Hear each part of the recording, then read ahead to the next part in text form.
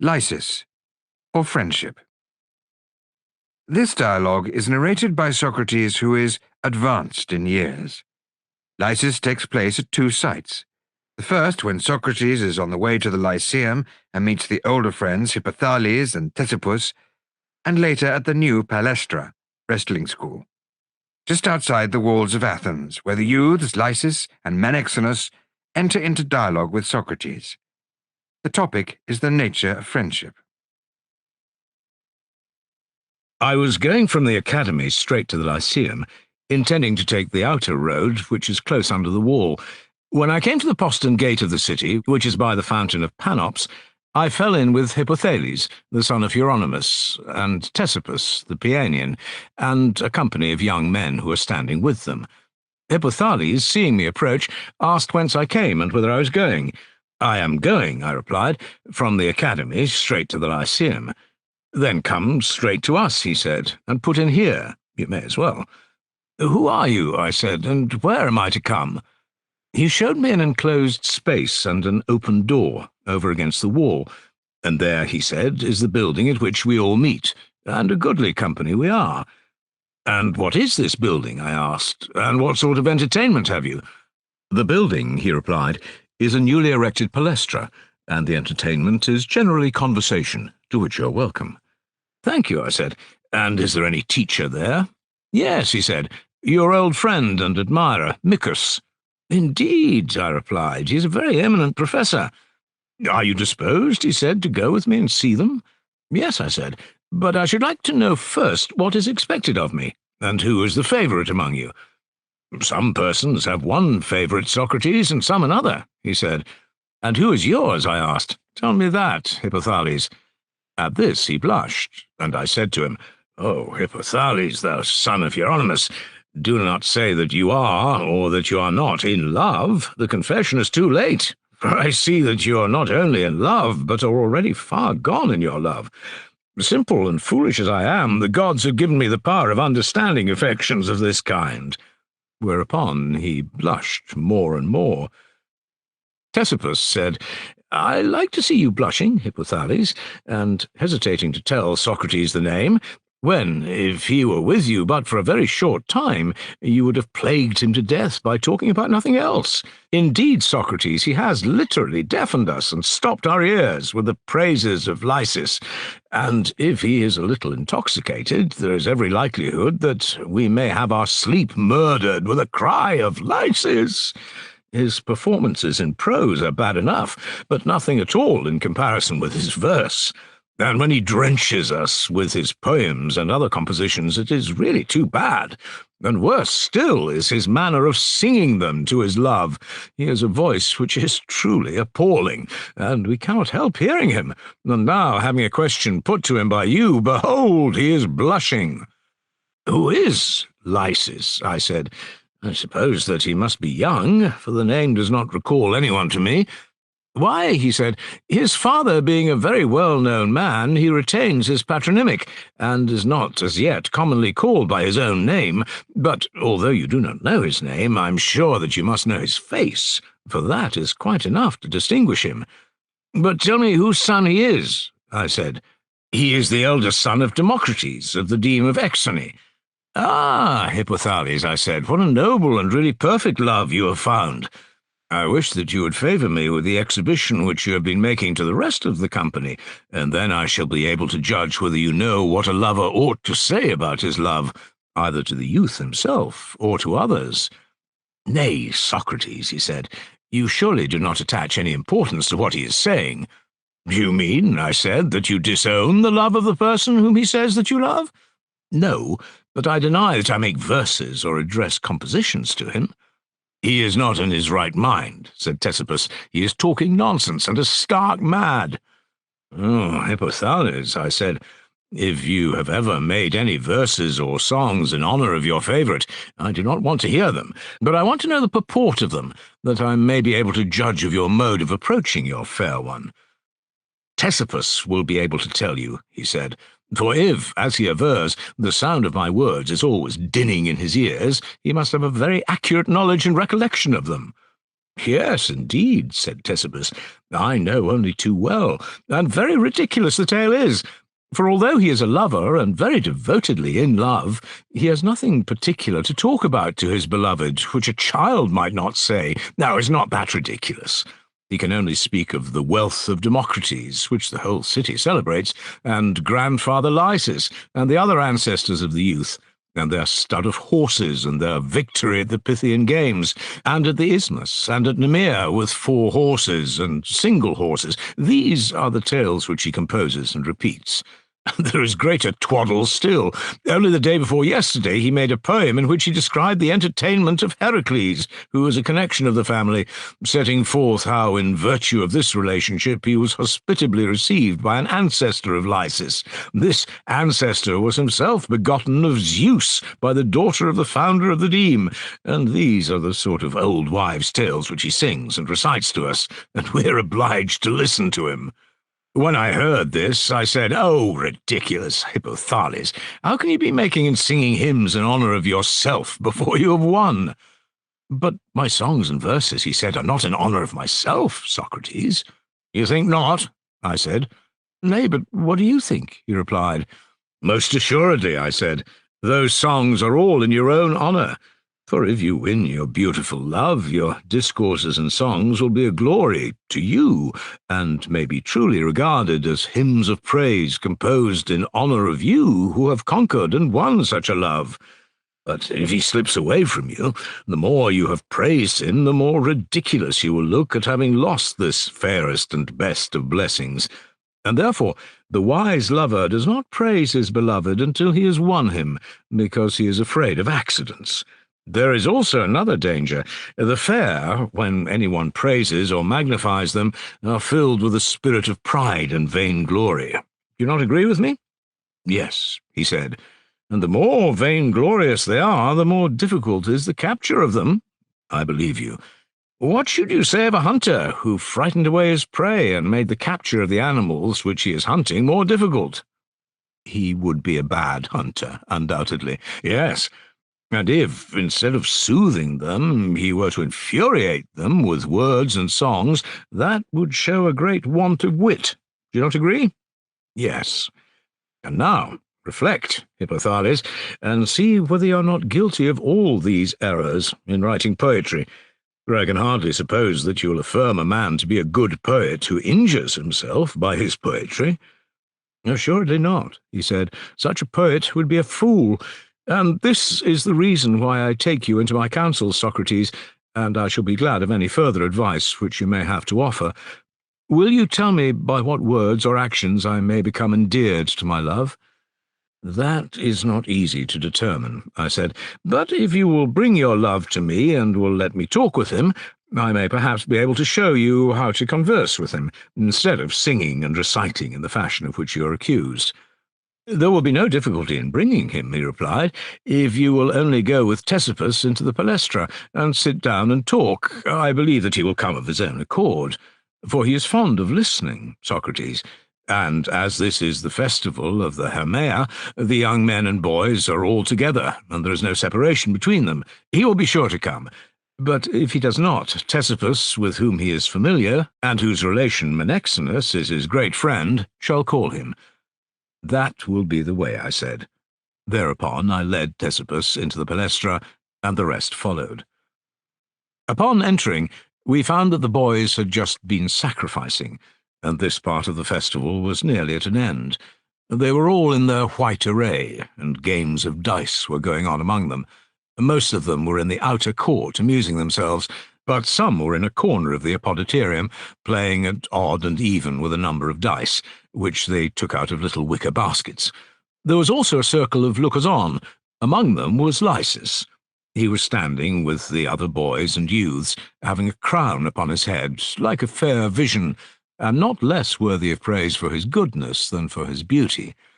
We left them, and went over to the opposite side of the room, where, finding a quiet place, we sat down, and then we began to talk. This attracted Lysis, who was constantly turning round to look at us. He was evidently wanting to come to us.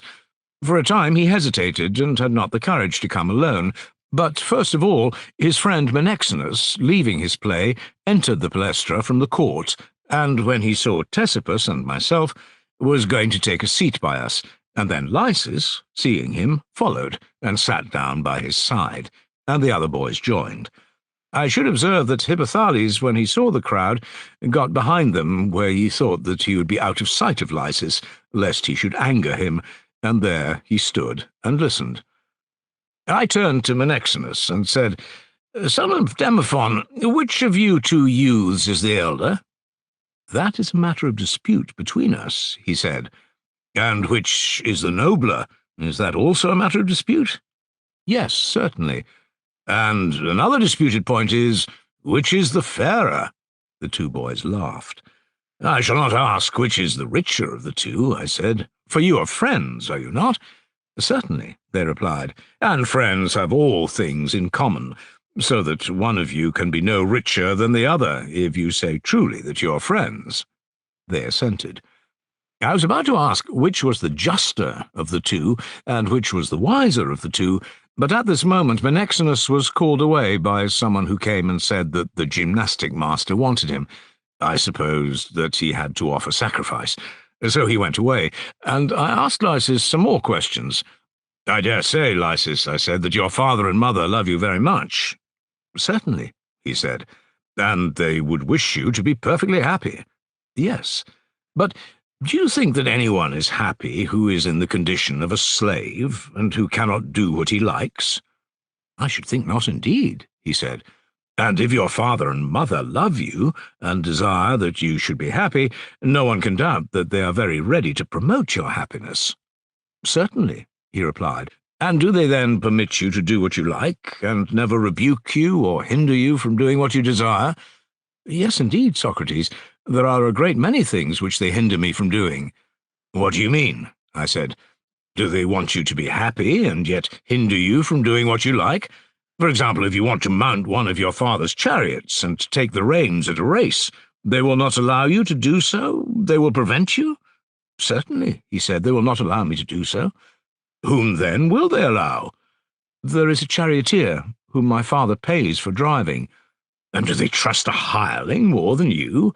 And may he do what he likes with the horses? And do they pay him for this?" "They do." "But I dare say that you may take the whip and guide the mule cart if you like. They will permit that." "Permit me? Indeed they will not." "Then," I said, "may no one use the whip to the mules?" "Yes," he said, "the muleteer." "And is he a slave or a free man?" "A slave," he said. "And do they esteem a slave of more value than you, who are their son? And do they entrust their property to him rather than to you, and allow him to do what he likes, when they prohibit you? Answer me now. Are you your own master, or do they not even allow that?"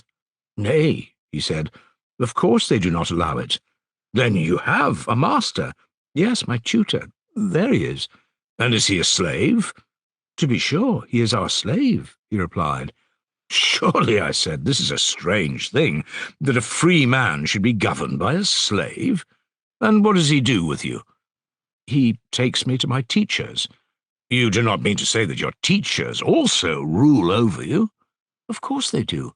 "Then I must say that your father is pleased to inflict many lords and masters on you. But at any rate, when you go home to your mother, she will let you have your own way, and will not interfere with your happiness. Her wool, or the piece of cloth which she is weaving, are at your disposal. I am sure that there is nothing to hinder you from touching her wooden spathe, or her comb, or any other of her spinning implements." "Nay, Socrates," he replied, laughing, "not only does she hinder me, but I should be beaten if I were to touch one of them." "Well," I said, "this is amazing. And did you ever behave ill to your father or your mother?" "No, indeed," he replied. "But why, then, are they so terribly anxious to prevent you from being happy and doing as you like, keeping you all day long in subjection to another, and, in a word, doing nothing which you desire, so that you have no good, as would appear, out of their great possessions, which are under the control of anybody rather than of you, and of no use of your own fair person, which is tended and taken care of by another, while you, Lysis, are master of nobody, and can do nothing?" Why, he said, Socrates, the reason is that I'm not of age. I doubt whether that is the real reason, I said, for I should imagine that your father, Democrates, and your mother do permit you to do many things already, and do not wait until you are of age. For example, if they want anything read or written, you, I presume, would be the first person in the house who is summoned by them. Very true. And would you be allowed to write or read the letters in any order which you please, or to take up the lyre and tune the notes and play with the fingers or strike with the plectrum, exactly as you please, and neither father nor mother would interfere with you? That is true, he said. Then what can be the reason, Lysis, I said, why they allow you to do the one and not the other? I suppose, he said, because I understand the one and not the other.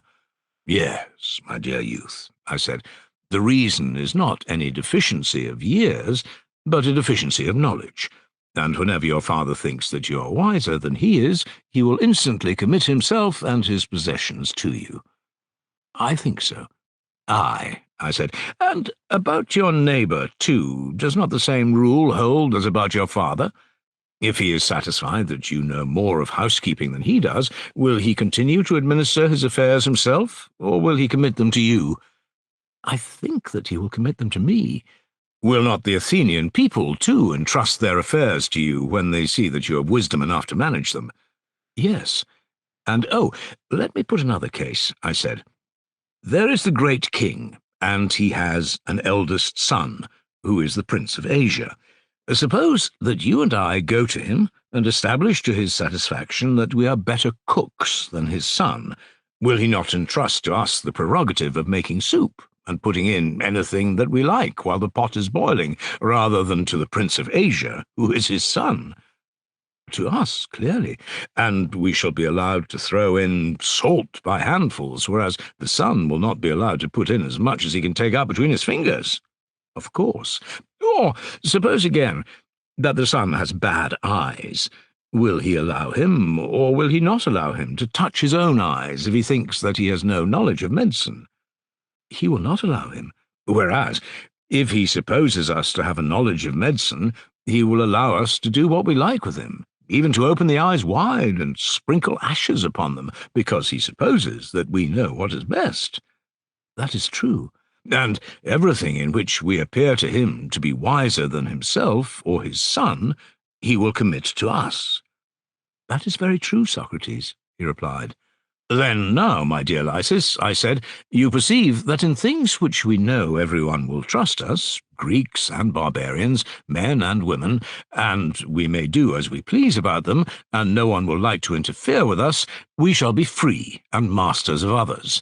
And these things will be really ours, for we shall be benefited by them. But in things of which we have no understanding, no one will trust us to do as seems good to us. They will hinder us as far as they can, and not only strangers, but father and mother, and the friend, if there be one who is dearer still, will also hinder us, and we shall be subject to others. And these things will not be ours, for we shall not be benefited by them. You agree? He assented. And shall we be friends to others, and will any others love us, in as far as we are useless to them? Certainly not. Neither can your father or mother love you, nor can anybody love anybody else, in so far as they are useless to them. No. And therefore, my boy, if you're wise, all men will be your friends and kindred, for you will be useful and good. But if you're not wise, neither father, nor mother, nor kindred, nor anyone else will be your friends. And in matters of which you have as yet no knowledge, can you have any conceit of knowledge? That is impossible, he replied. And you, Lysis, if you require a teacher, have not yet attained to wisdom. True, and therefore you are not conceited, having nothing of which to be conceited. Indeed, Socrates, I think not. When I heard him say this, I turned to Hippothales, and was very nearly making a blunder, for I was going to say to him, that is the way, Hippothales, in which you should talk to your beloved, humbling and lowering him, and not as you do, puffing him up and spoiling him. But I saw that he was in great excitement and confusion at what had been said, and I remembered that, although he was in the neighbourhood, he did not want to be seen by Lysis, so upon second thoughts I refrained. In the meantime, Menexenus came back and sat down in his place by Lysis, and Lysis, in a childish and affectionate manner, whispered privately in my ear, so that Menexenus should not hear. "Do, Socrates, tell Menexenus what you have been telling me." "Suppose that you tell him yourself, Lysis," I replied, "for I am sure that you are attending." "Certainly," he replied. "Try then to remember the words, and to be as exact as you can in repeating them to him. And if you have forgotten anything, ask me again the next time that you see me." "I will be sure to do so, Socrates.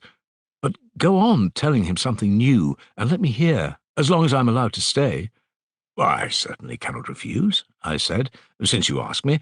But then, as you know, Menexenus is very pugnacious, and therefore you must come to the rescue if he attempts to upset me."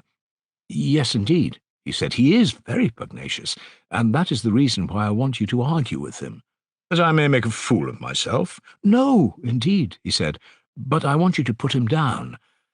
"That is no easy matter," I replied, "for he is a terrible fellow, a pupil of Ctesippus, and there is Ctesippus himself. Do you see him?" "Never mind, Socrates, you shall argue with him." "Well, I suppose that I must," I replied. Hereupon Ctesippus complained that we were talking in secret and keeping the feast to ourselves. "I shall be happy," I said, "to let you have a share. Here is Lysis, who does not understand something that I was saying, and wants me to ask Menexenus, who, as he thinks, is likely to know." "And why do you not ask him?" he said. "Very well," I said, "I will. And do you, Menexenus, answer. But first, I must tell you that I am one who, from my childhood upward, have set my heart upon a certain thing. All people have their fancies. Some desire horses, and others dogs, and some are fond of gold, and others of honour.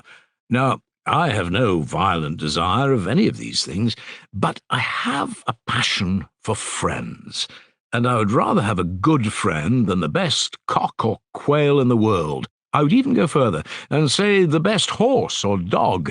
Yea, by the dog of Egypt, I should greatly prefer a real friend to all the gold of Darius, or even to Darius himself. I am such a lover of friends as that.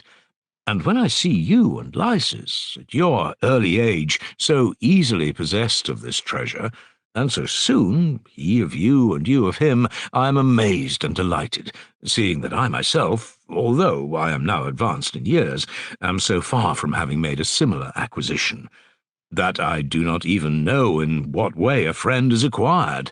But I want to ask you a question about this, for you have experience. Tell me then, when one loves another, is the lover or the beloved the friend, or may either be the friend? Either may, I should think, be the friend of either. Do you mean, I said, that if only one of them loves the other, they are mutual friends? Yes, he said, that is my meaning. But what if the lover is not loved in return, which is a very possible case? Yes. Or is perhaps even hated, which is a fancy which sometimes is entertained by lovers respecting their beloved. Nothing can exceed their love, and yet they imagine either that they are not loved in return, or that they are hated. Is not that true? Yes, he said, quite true. In that case, the one loves, and the other is loved. Yes. Then which is the friend of which? Is the lover the friend of the beloved, whether he be loved in return or hated, or is the beloved the friend, or is there no friendship at all on either side, unless they both love one another? There would seem to be none at all. Then this notion is not in accordance with our previous one. We were saying that both were friends, if one only loved, but now, unless they both love, neither is a friend. That appears to be true. Then nothing, which does not love in return, is beloved by a lover. I think not. Then they are not lovers of horses, whom the horses do not love in return, nor lovers of quails, nor of dogs, nor of wine, nor of gymnastic exercises, who have no return of love, no, nor of wisdom, unless wisdom loves them in return.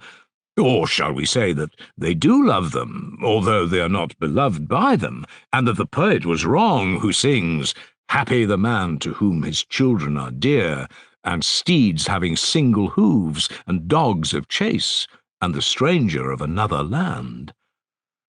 I do not think that he was wrong. You think that he is right? Yes. Then, Menexenus, the conclusion is that what is beloved, whether loving or hating, may be dear to the lover of it. For example, very young children, too young to love, or even hating their father or mother when they are punished by them, are never dearer to them than at the time when they are being hated by them. I think that what you say is true, and if so, not the lover, but the beloved is the friend or dear one. Yes, and the hated one, and not the hater, is the enemy. Clearly. Then many men are loved by their enemies, and hated by their friends, and are the friends of their enemies, and the enemies of their friends. Yet how absurd, my dear friend, or indeed impossible, is this paradox of a man being an enemy to his friend, or a friend to his enemy. I quite agree, Socrates, in what you say. But if this cannot be, the lover will be the friend of that which is loved? True. And the hater will be the enemy of that which is hated? Certainly. Yet we must acknowledge in this, as in the preceding instance, that a man may be the friend of one who is not his friend, or who may be his enemy, when he loves that which does not love him, or which even hates him, and he may be the enemy of one who is not his enemy, and is even his friend. For example, when he hates that which does not hate him, or which even loves him. That appears to be true. But if the lover is not a friend, nor the beloved a friend, nor both together, what are we to say? Whom are we to call friends to one another? Do any remain? Indeed, Socrates, I cannot find any. But, oh, Menexenus, I said, may we not have been altogether wrong in our conclusions? I am sure that we have been wrong, Socrates, said Lysis, and he blushed as he spoke, the words seeming to come from his lips involuntarily, because his whole mind was taken up with the argument. There was no mistaking his attentive look while he was listening. I was pleased at the interest which was shown by Lysis, and I wanted to give Menexenus a rest, so I turned to him and said, I think, Lysis, that what you say is true, and that if we had been right, we should never have gone so far wrong. Let us proceed no further in this direction, for the road seems to be getting troublesome, but take the other path into which we turned, and see what the poets have to say.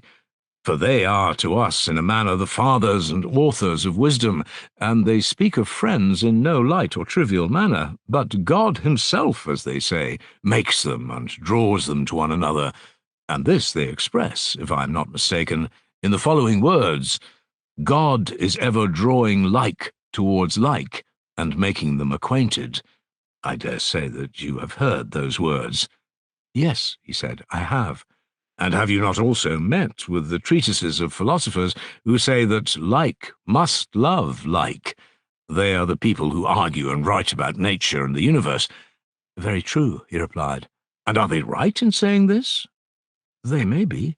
Perhaps, I said, about half, or possibly altogether right, if their meaning were rightly apprehended by us.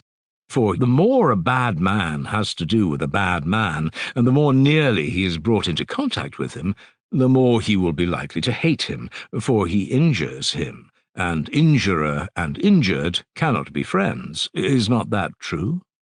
Yes, he said. Then one half of the saying is untrue, if the wicked are like one another.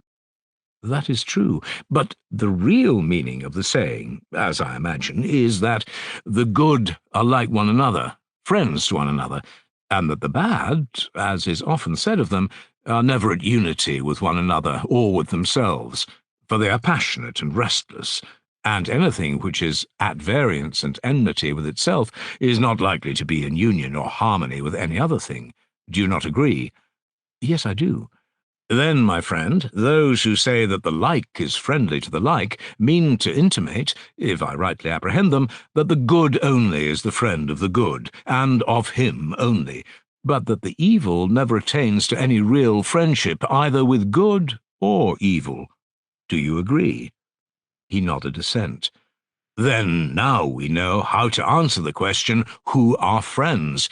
For the argument declares that the good are friends. Yes, he said, that is true. Yes, I replied, and yet I'm not quite satisfied with this answer. By heaven, and shall I tell you what I suspect? I will. Assuming that like, insomuch as he is like, is the friend of like, and useful to him, or rather, let me try another way of putting the matter, can like do any good or harm to like which he could not do to himself, or suffer anything from his like which he would not suffer from himself? And if neither can be of any use to the other, how can they be loved by one another? Can they now? They cannot. And can he who is not loved be a friend? Certainly not. But say that the like is not the friend of the like, in so far as he is like. Still, the good may be the friend of the good, in so far as he is good. True, but then again, will not the good, in so far as he is good, be sufficient for himself? Certainly he will, and he who is sufficient wants nothing. That is implied in the word sufficient. Of course not. And he who wants nothing will desire nothing? He will not. Neither can he love that which he does not desire. He cannot. And he who is not a lover of friend? Clearly not. What place, then, is there for friendship, if, when absent, good men have no need of one another? For even when alone they are sufficient for themselves, and when present have no use of one another. How can such persons ever be induced to value one another? They cannot. And friends they cannot be, unless they value one another. Very true. But see now, Lysis, whether we are not being deceived in all this. Are we not indeed entirely wrong? How so? He replied. Have I not heard someone say, as I just now recollect, that the like is the greatest enemy of the like, the good of the good? Yes, and he quoted the authority of Hesiod, who says, Potter quarrels with potter, bard with bard, beggar with beggar, and of all other things he affirmed in like manner that of necessity the most like are most full of envy, strife, and hatred of one another, and the most unlike of friendship. For the poor man is compelled to be the friend of the rich, and the weak requires the aid of the strong, and the sick man of the physician, and everyone who is ignorant has to love and court him who knows. And indeed, he went on to say in grandiloquent language that the idea of friendship existing between similars is not the truth, but the very reverse of the truth, and that the most opposed are the most friendly, for that everything desires not like, but that which is most unlike. For example, the dry desires the moist, the cold the hot, the bitter the sweet, the sharp the blunt, the void the full the void, and so of all other things. For the opposite is the food of the opposite, whereas like receives nothing from like. And I thought that he who said this was a charming man, and that he spoke well. What do the rest of you say? I should say, at first hearing, that he is right, said Menexenus. Then we are to say that the greatest friendship is of opposites? Exactly. Yes, Menexenus, but will not that be a monstrous answer?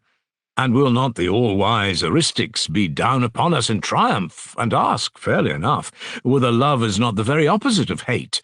And what answer shall we make to them? Must we not admit that they speak the truth? We must. They will then proceed to ask whether the enemy is the friend of the friend, or the friend of the enemy. Neither, he replied. Well, but is a just man the friend of the unjust, or the temperate of the intemperate, or the good of the bad? I do not see how that is possible. And yet, I said, if friendship goes by contraries, the contraries must be friends. They must. Then neither like and like, nor unlike and unlike are friends. I suppose not. And yet there is a further consideration. May not all these notions of friendship be erroneous? But may not that which is neither good nor evil still, in some cases, be the friend of the good? How do you mean? He said. Why, really, I said, the truth is that I do not know, but my head is dizzy with thinking of the argument, and therefore I hazard the conjecture that the beautiful is the friend, as the old proverb says. Beauty is certainly a soft, smooth, slippery thing, and therefore of a nature which easily slips in and permeates our souls. For I affirm that the good is the beautiful. You will agree to that? Yes. This I say from a sort of notion that what is neither good nor evil is the friend of the beautiful and the good, and I will tell you why I am inclined to think so. I assume that there are three principles: the good, the bad, and that which is neither good nor bad. You would agree, would you not? I agree. And neither is the good the friend of the good, nor the evil of the good, nor the good of the evil. These alternatives are excluded by the previous argument, and therefore, if there be such a thing as friendship or love at all, we must infer that what is neither good nor evil must be the friend either of the good or of that which is neither good nor evil, for nothing can be the friend of the bad. True, but neither can like be a friend of like, as we were just now saying. True, and if so, that which is neither good nor evil can have no friend which is neither good nor evil. Clearly not. Then the good alone is the friend of that only which is neither good nor evil. That may be assumed to be certain. And does not this seem to put us in the right way? Just remark that the body which is in health requires neither medical nor any other aid, but is well enough, and the healthy man has no love of the physician because he is in health. He has none. But the sick loves him because he is sick? Certainly. And sickness is an evil, and the art of medicine a good and useful thing? Yes. But the human body, regarded as a body, is neither good nor evil. True. And the body is compelled by reason of disease to court and make friends of the art of medicine. Yes. Then that which is neither good nor evil becomes the friend of good by reason of the presence of evil. So we may infer. And clearly this must have happened before that which was neither good nor evil had become altogether corrupted with the element of evil. If itself had become evil, it would not still desire and love the good, for, as we were saying, the evil cannot be the friend of the good. Impossible. Further, I must observe that some substances are assimilated when others are present with them, and there are some which are not assimilated. Take, for example, the case of an ointment or colour, which is put on another substance. Very good. In such a case, is the substance which is anointed the same as the colour or ointment? What do you mean? He said. This is what I mean. Suppose that I were to cover your auburn locks with white lead. Would they be really white, or would they only appear to be white? They would only appear to be white, he replied, and yet whiteness would be present in them. True, but that would not make them at all the more white. Notwithstanding the presence of white in them, they would not be white any more than black. No, but when old age infuses whiteness into them, then they become assimilated, and are white by the presence of white. Certainly. Now, I want to know whether, in all cases, a substance is assimilated by the presence of another substance, or must the presence be after a peculiar sort? The latter, he said. Then, that which is neither good nor evil may be in the presence of evil, but not, as yet, evil, and that has happened before now. Yes, and when anything is in the presence of evil, not being, as yet, evil, the presence of good arouses the desire of good in that thing, but the presence of evil, which makes the thing evil, takes away the desire and friendship of the good, for that which was once both good and evil has now become evil only, and the good was supposed to have no friendship with the evil. None. And therefore we say that those who are already wise, whether gods or men, are no longer lovers of wisdom, nor can they be lovers of wisdom who are ignorant to the extent of being evil, for no evil or ignorant person is a lover of wisdom.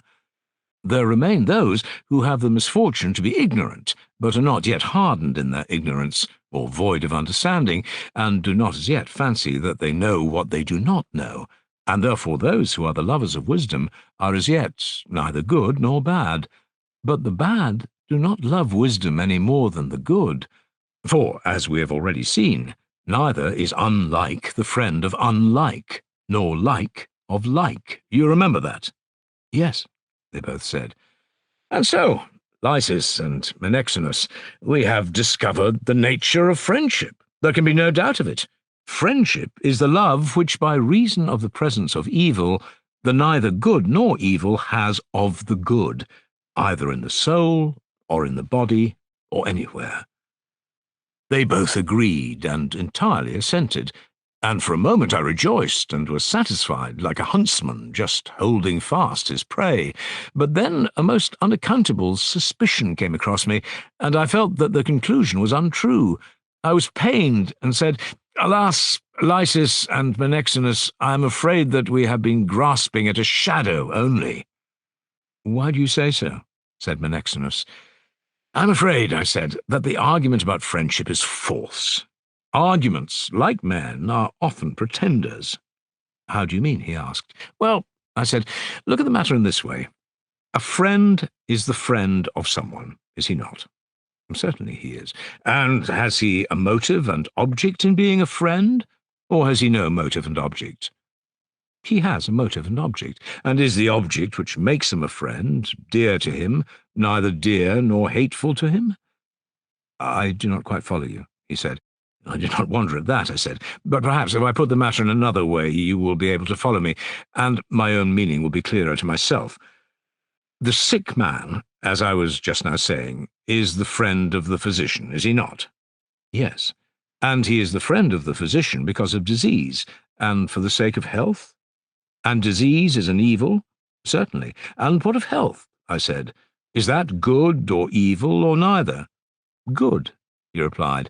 "And we were saying, I believe, that the body being neither good nor evil, because of disease, that is to say, because of evil, is the friend of medicine, and medicine is a good, and medicine has entered into this friendship for the sake of health, and health is good." "True. And is health a friend or not a friend?" "A friend." "And disease is an enemy?" "Yes." "Then that which is neither good nor evil is the friend of the good because of the evil and hateful, and for the sake of the good and the friend." "Clearly." "Then the friend is a friend for the sake of the friend and because of the enemy." "That is to be inferred." "Then, at this point, my boys, let us take heed, and be on our guard against deceptions. I will not again repeat that the friend is the friend of the friend, and the like of the like, which has been declared by us to be an impossibility. But, in order that this new statement may not delude us, let us attentively examine another point, which I will proceed to explain. Medicine, as we were saying, is a friend, dear to us for the sake of health? Yes. And health is also dear? Certainly. And if dear, then dear for the sake of something? Yes. And surely this object must also be dear, as is implied in our previous admissions. Yes. And that something dear involves something else dear? Yes.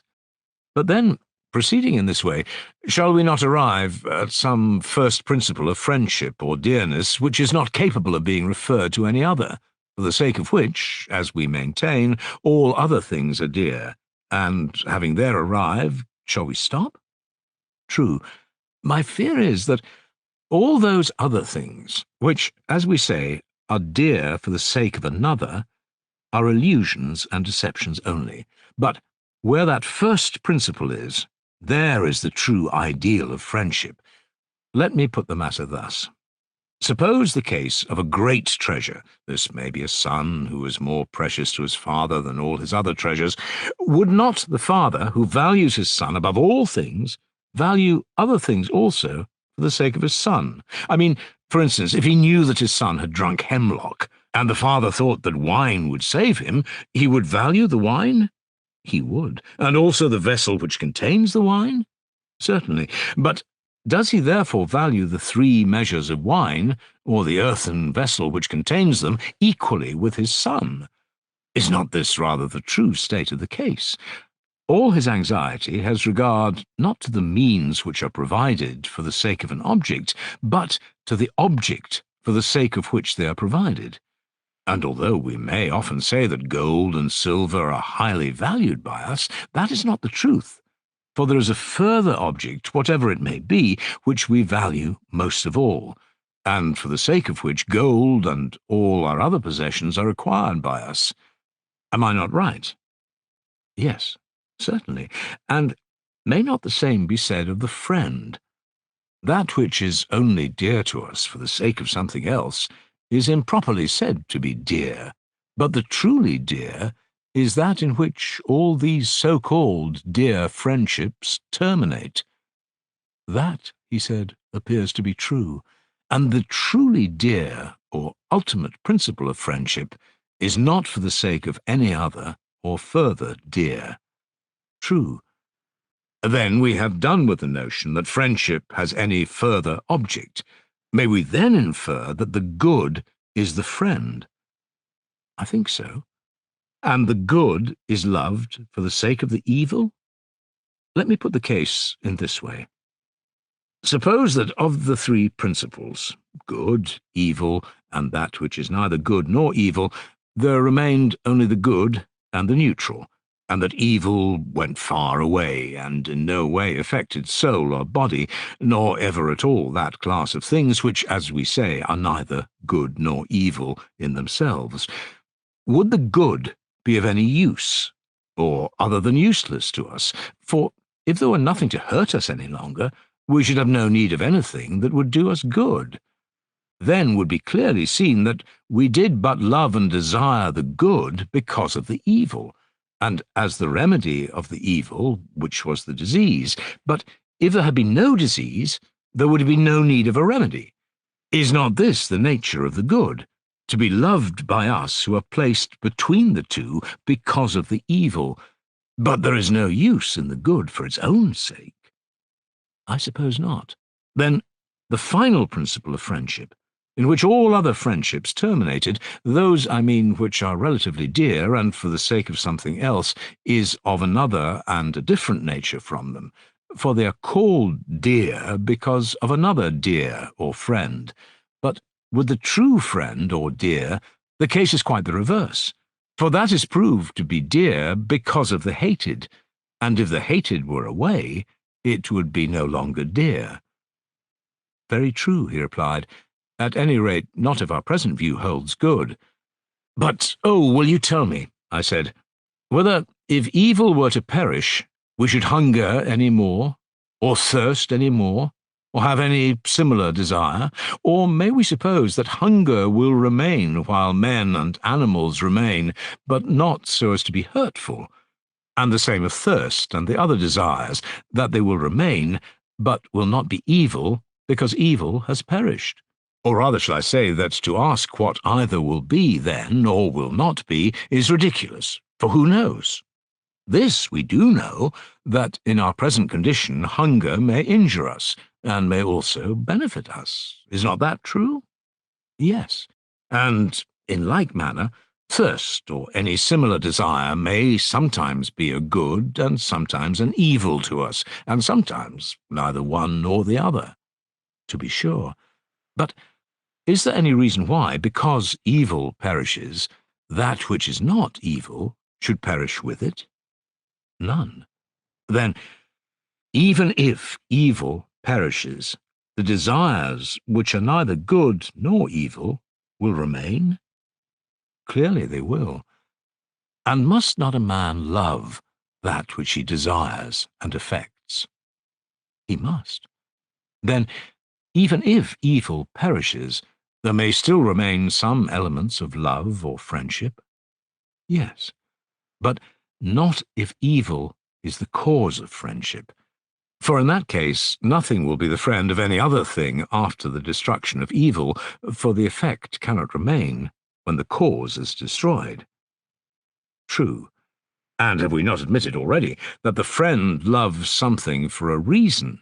And at the time of making the admission, we were of the opinion that the neither good nor evil loves the good because of the evil. Very true. But now our view is changed, and we conceive that there must be some other cause of friendship. I suppose so. May not the truth be rather, as we were saying just now, that desire is the cause of friendship? For that which desires is dear to that which is desired at the time of desiring it. And may not the other theory have been only a long story about nothing? Likely enough. But surely, I said, he who desires that of which he is in want. Yes, and that of which he is in want is dear to him. True, and he is in want of that of which he is deprived. Certainly. Then love and desire and friendship would appear to be of the natural or congenial. Such, Lysis and Menexenus, is the inference. They assented. Then, if you are friends, you must have natures which are congenial to one another. Certainly, they both said. And I say, my boys, that no one who loves or desires another would ever have loved or desired or affected him if he had not been in some way congenial to him, either in his soul, or in his character, or in his manners, or in his form. Yes, yes, said Menexenus. But Lysis was silent. Then, I said, the conclusion is that what is of a congenial nature must be loved. It follows, he said. Then the lover, who is true and no counterfeit, must of necessity be loved by his love. Lysis and Menexenus gave a faint assent to this, and Hippothales changed into all manner of colours with delight. Here, intending to revise the argument, I said, can we point out any difference between the congenial and the like? For if that is possible, then I think, Lysis and Menexenus, there may be some sense in our argument about friendship. But if the congenial is only the like, how will you get rid of the other argument, of the uselessness of like to like, in as far as they are like? For to say that what is useless is dear would be absurd. Suppose, then, that we agree to distinguish between the congenial and the like. In the intoxication of argument, that may perhaps be allowed. Very true. And shall we further say that the good is congenial and the evil uncongenial to everyone? Or again, that the evil is congenial to the evil and the good to the good, and that which is neither good nor evil to that which is neither good nor evil? They agreed to the latter alternative. Then, my boys, we have again fallen into the old discarded error.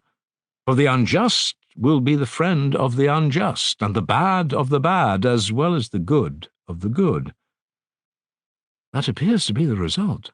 But again, if we say that the congenial is the same as the good, in that case the good, and he only, will be the friend of the good.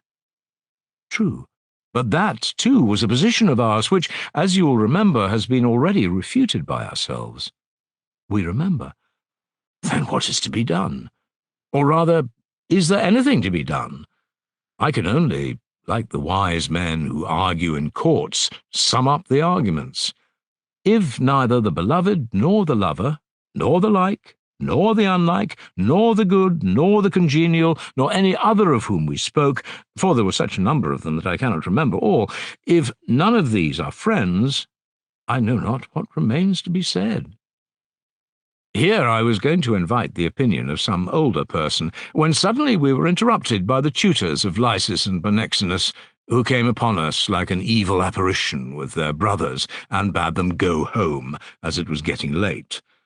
At first we and the bystanders drove them off, but afterwards, as they would not mind, and only went on shouting in their barbarous dialect, and got angry, and kept calling the boys, they appeared to us to be drinking rather too much of the Hermea, which made them difficult to manage. We fairly gave way, and broke up the company. I said, however, a few words to the boys at parting. "Oh, Menexenus and Lysis, how ridiculous that you two boys, and I, an old boy, who would fain be one of you, should imagine ourselves to be friends. This is what the bystanders will go away and say, and, as yet, we have not been able to discover what is a friend."